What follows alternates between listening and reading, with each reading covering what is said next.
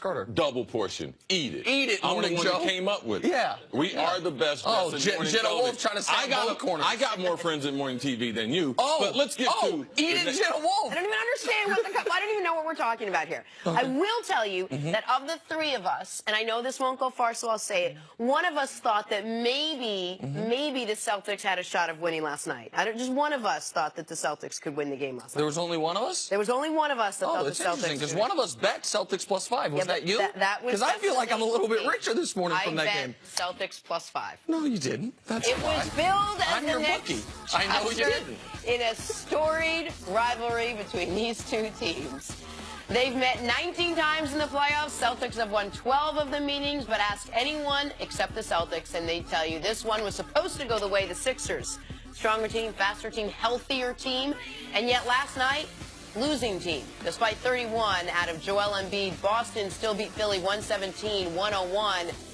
Celtics got 29 points out of Terry Rozier, and he spoke about it after the game.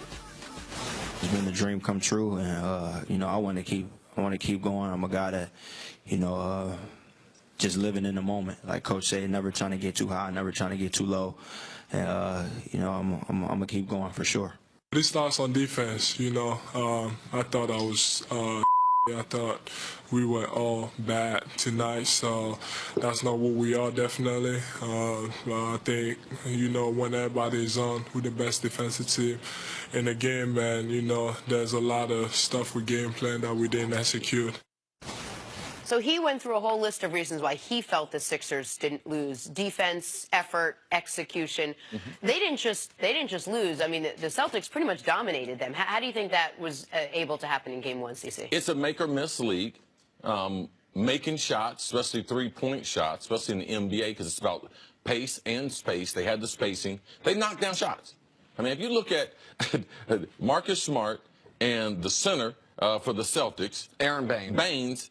I think they had 5 3-pointers between them. They matched Philadelphia's productivity. They had 4 or 5 3-pointers themselves. So Philadelphia only had 5. What has Philadelphia done to get here? Because people, they watch one game and be like, wow, you try to analyze that game, but what did they do to get here? They were one of the best defensive teams, if not the best defensive team in basketball, with Joel Embiid arguably being the best defender and making threes. That's what they did. They weren't very good on the defensive end, meaning they couldn't figure out the sets that Boston was running at them. They had a game plan for it, but they didn't execute the game plan the way the coach had anticipated, letting Boston score 56 points in the first half. What has Boston struggled with? What's their weakest part? Besides, we know the injuries, the talent.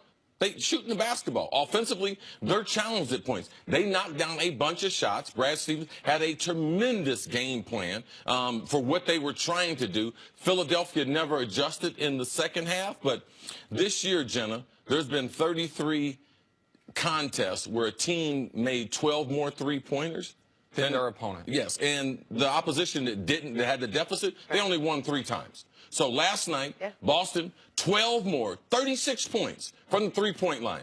That was the difference in this game. If Boston shoots the ball like this, they've been a different team. That's why they've been so competitive with the best teams in the league. But go ahead, Nick. The difference was definitely what you're talking about, the 36-point deficit on the three-point line. What I find so interesting is how the Celtics were able to create that difference. I understand Philly missed some open shots, but Boston also was not giving them the looks they wanted because they refused to double Embiid. They said, and Brad Stevens, one of the few coaches that during those quarter breaks when you talk to the coach will actually teach you some things, give you some real information. He flat out said it. He said, we will sacrifice the two. We are not giving up threes. Joel Embiid will get some good looks because we will defend the three-point line. So part of it was good fortune by Boston that Philly missed some open shots, but also they were not allowing Philly to get the shots they wanted. And then on the other side, this game to me, in addition to three-point shooting and Boston's 3 guys playing great, and Horford, Tatum, and Rozier, the story is Joel Embiid on both sides of the ball. That the Celtics defensively decided, well, let Embiid get 30 as long as he is not kicking out to open three-point shooters. But then also the way the Celtics neutralized him as a defender. What you saw is when Aaron Baines was in the game, Aaron Baines not trying to post up Joel Embiid. He's standing in the corner. Aaron Baines can hit that shot. He's not a great three-point shooter, but you have to respect it. So now all of a sudden, Joel Embiid has to shade him to the corner, and the Celtics were just playing 4-on-4 on the other side of the court. You remove the best rim defender in the Eastern Conference from his ability to protect the rim, and that's how you can score 117 points against these guys. Nick makes a great point. What they did was they took Baines out of the pick and roll. All right, if he's out of the pick and roll, that means he's in the corner. That means that Joel Embiid, he can't help two people over. If he was one person over, like if he was guarding Horford, or if Baines was in the pick and roll, he would be at the top of the key, which would also make him flow down into the lane. With him being in the corner, it was a great game plan. You also saw that Joel Embiid, he started getting a little anxious. He started trying to help too much, and the Celtics countered, taking advantage of him helping out and freelance on the defensive end. The one thing you both mentioned was Brad Stevens. How much of what happened last night was because of the way that the Boston Celtics head coach managed this game plan with the guys that they didn't have, much less with the guys that they did? Right, I'm going to be careful because I know Nick is really excited about Coach Stevens and what he does there, because a coach isn't on the floor making shots. A coach is... He barely had his players on the floor. The coach is not defending people. The coach is not under the gun like the guys, all right? You have to give the Celtics players, especially their role players, and for years, since I've been watching the NBA, which is a long, long time, Boston Celtics role players, Danny Ainge, they play so much better at home. This is not just this team. Look at the role players, how well they played last night. We know they have significant injuries, but this has been a theme for the team. We can give, yes, they were prepared for the game. Yes, did they have a counterpunch to Philadelphia, what they were doing? Yes, but the players, Rozier, Tatum, you got to give a lot of the credit to what they did. All right, so you brought up a lot of important points there. One is home road. So the Celtics in these playoffs, they've played 8 games. They are undefeated at home. They haven't won yet on the road. So don't discount how important that home crowd in Boston is. The other is the guys.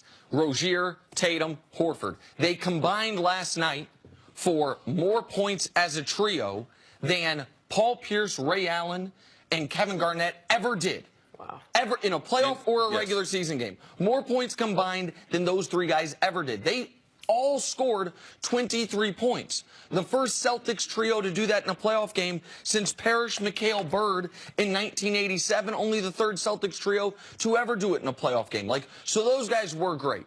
Where I will give Brad Stevens credit, and where much like CC to Donovan Mitchell is me to Brad Stevens, on the corner early and often trying to alert people how special this player or this coach is. What Brad Stevens is, in my eyes, right now, the best in the league at is putting guys in position to do what they do well.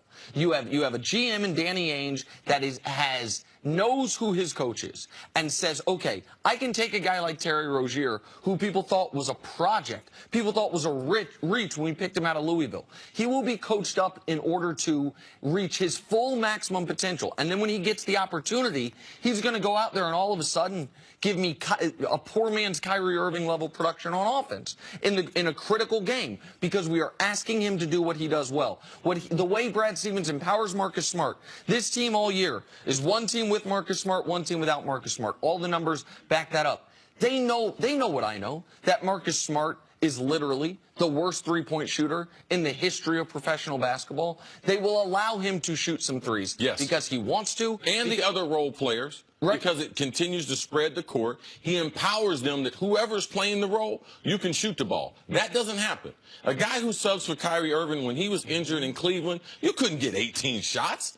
But he accounts for the shots and productivity into the role that he's asking you to play. And what that does is, because Marcus Smart likes shooting threes, you let him do that, all of a sudden he's getting you all the hustle plays, the and ones, the offensive rebounds, the diving on the floor that makes them a different team. This was a team that won without Jaylen Brown.